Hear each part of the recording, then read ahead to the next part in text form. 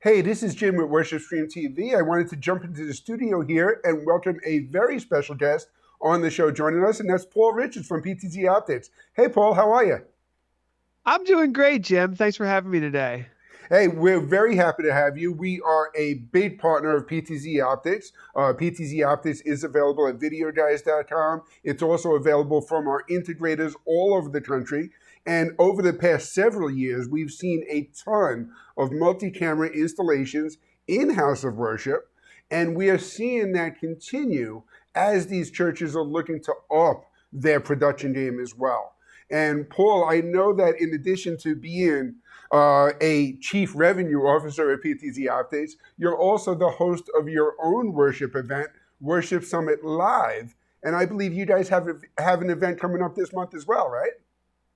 Yeah, February 28th, we have Worship Summit Live, and it's our fifth annual summit. It's really fun. We're going to be talking about live streaming and video production technology. Our keynote speaker will be Jake Goslin from Churchfront, and we have just a bunch of great presentations, all live, hosted on Zoom events, so that folks can join and get their questions answered, all on February 28th. It's going to be a lot of fun.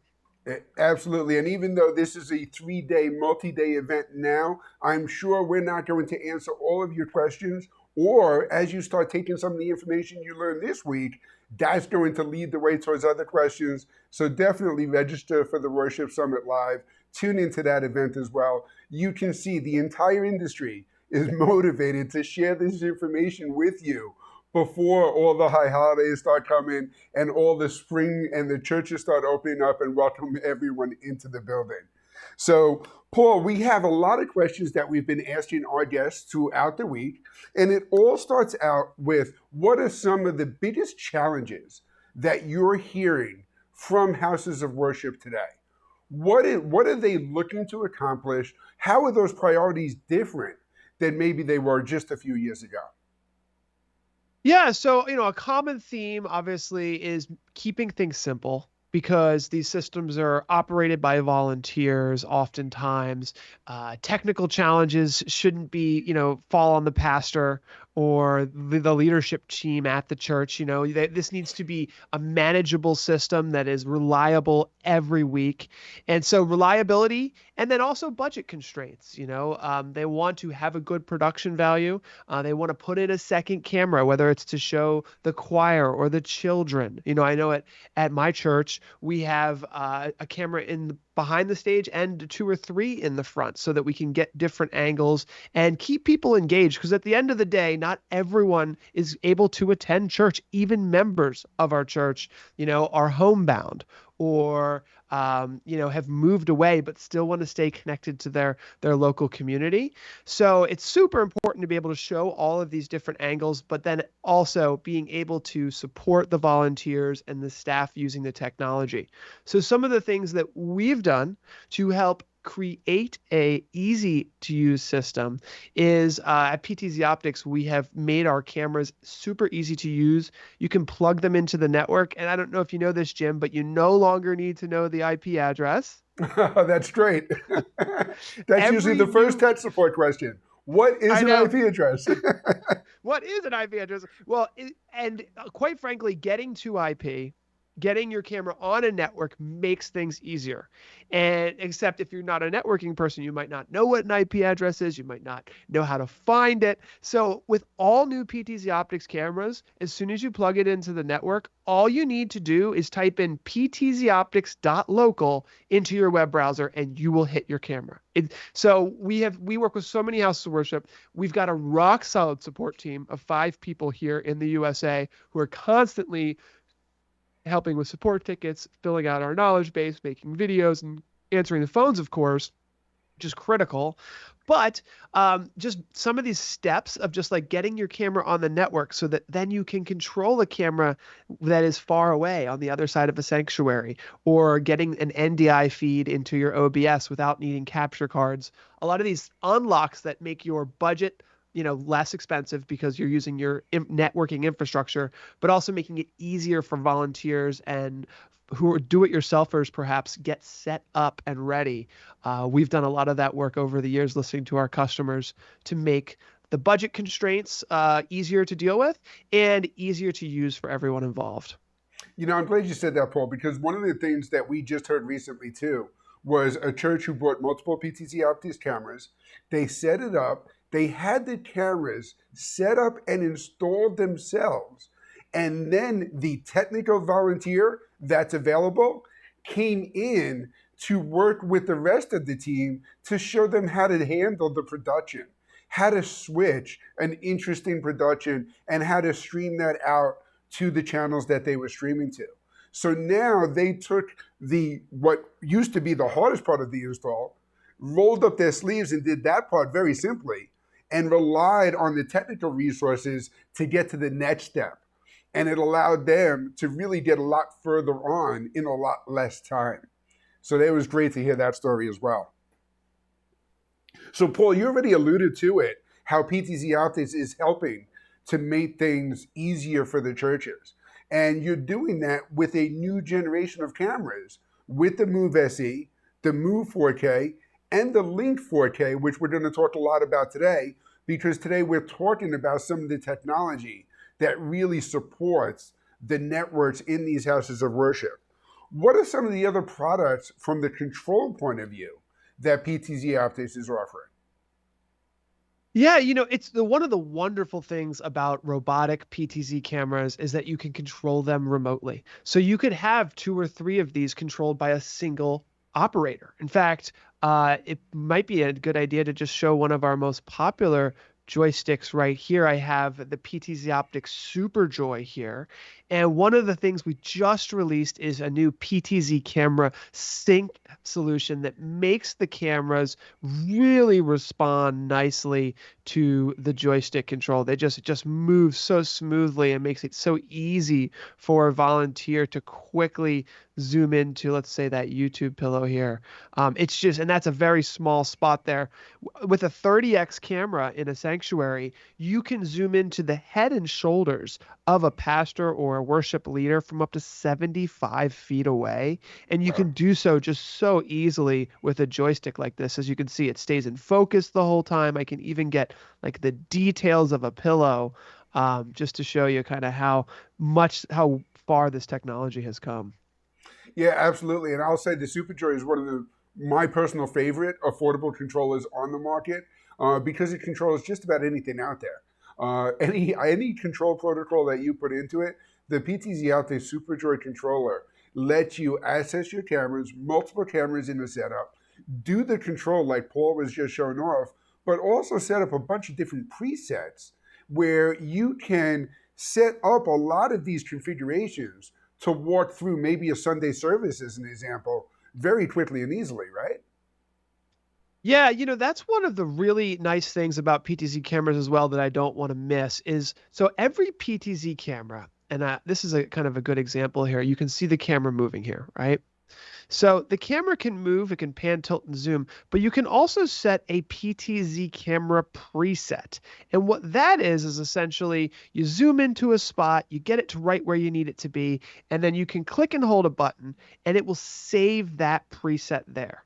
So what happens is if you move away from that spot, you can quickly click a button, and I'll go ahead and just click it here, and it'll go directly back to that known location.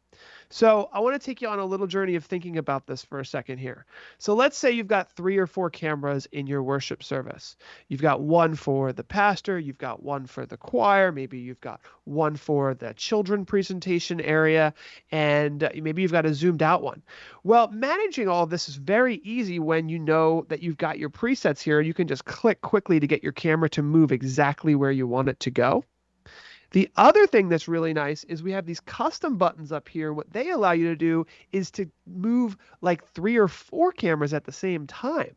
So most worship services, there's a plan, and you know that what's going to be happening, and you might want to show it from multiple angles. So what we're seeing here is the ability to say, all right, with one button, I can have all 3 cameras, whether it's a Canon or a Sony or a Bird Dog or a Panasonic. We support all of these different types of cameras.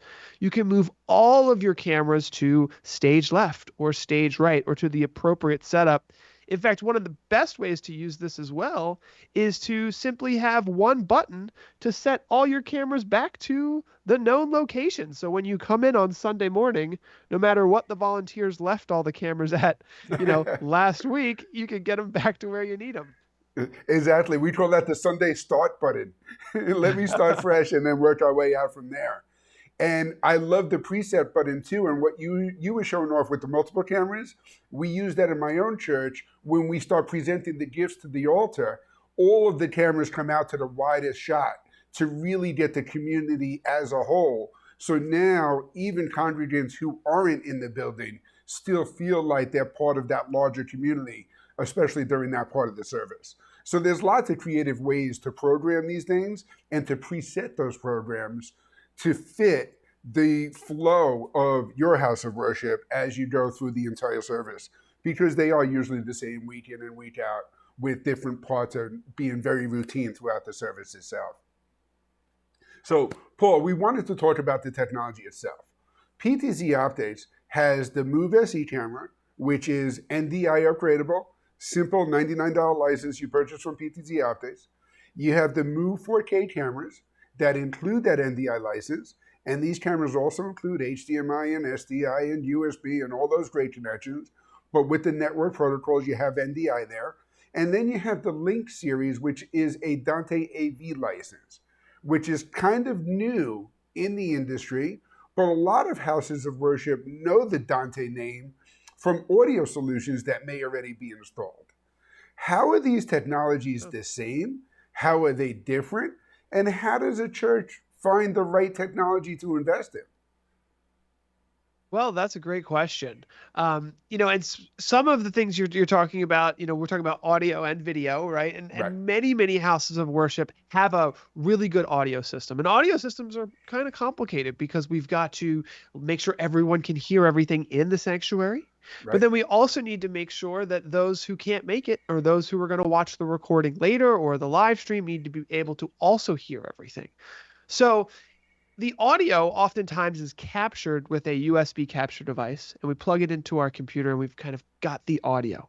But some more, elaborate churches in the medium to large size churches have realized what we've learned over the years with video, that getting all of our audio sources on the network allows us all kinds of opportunities to bring audio into a cry room, or bring audio to a remote campus, or routing audio to different rooms.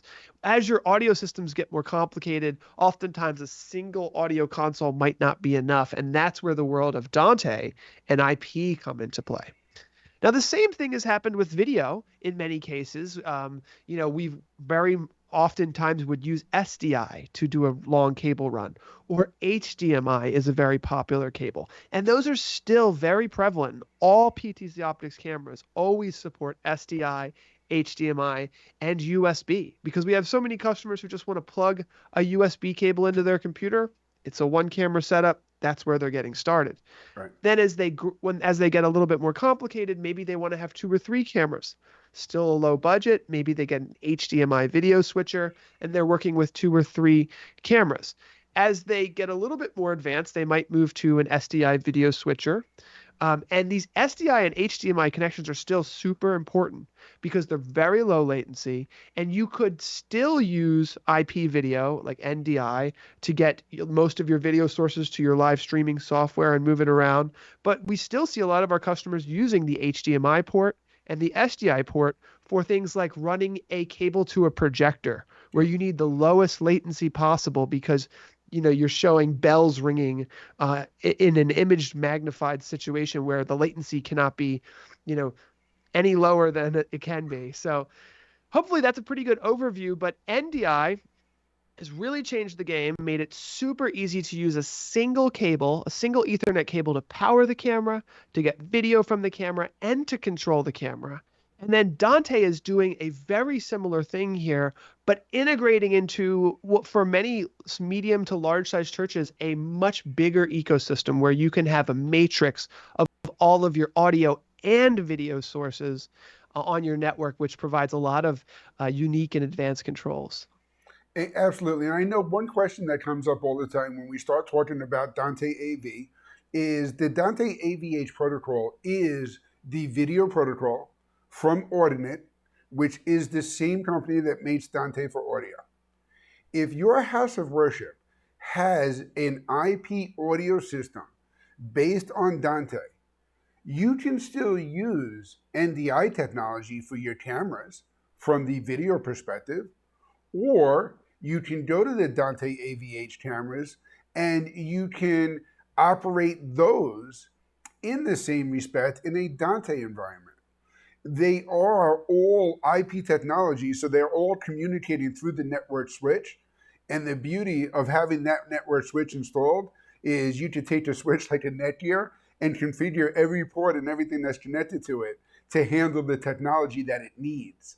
And they can all play together with most of the production systems that are out there. So, Paul, you mentioned kind of this mixed environment of HDMI to a projector, SDI from a long run camera, NDI from a PTZ camera that's installed up on the rafters that you want to get a single cable run to protect the architectural beauty of the church.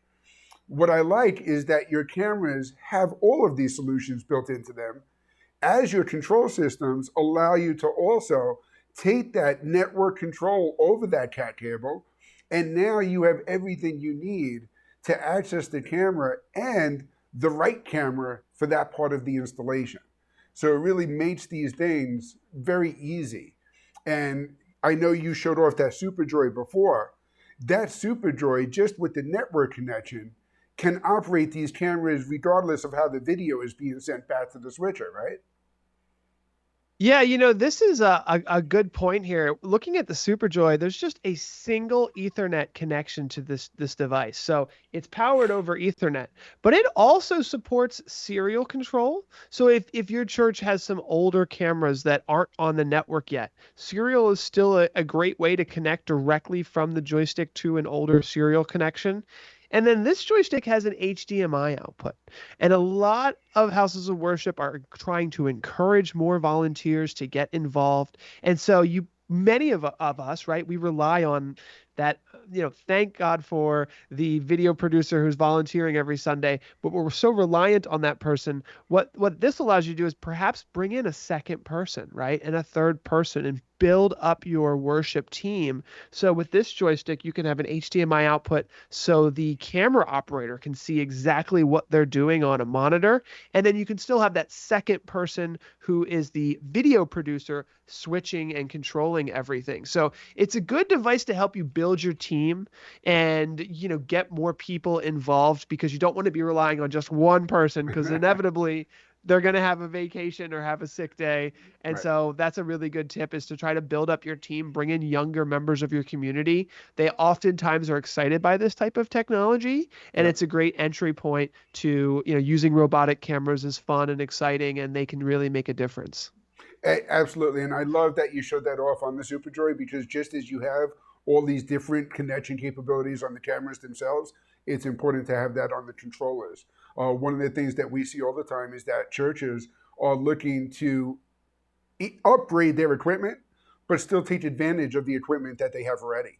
One of the points that we make all the time is there is no such thing as a bad camera. If that camera is still capable of getting a video signal, you can upgrade that camera, maybe get a nice new 30x 4K camera, but take that camera and find another home for it.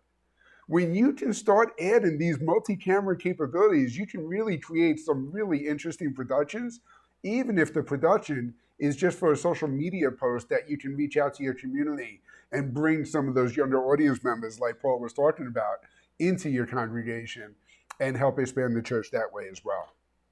Paul, thank you so much for joining us today. I want to make sure we plug again the Worship Summit that's coming up at the end of February, because I've joined your summits before over the past few years, and you guys always do a great job. You've got some great guests lined up, and this is a one-day event that runs for several hours, right, Paul? Yeah, I believe it's about 5 hours That's in awesome. total, and it's going to be a great day. We're really excited about it. That's awesome. So you can tune in and out.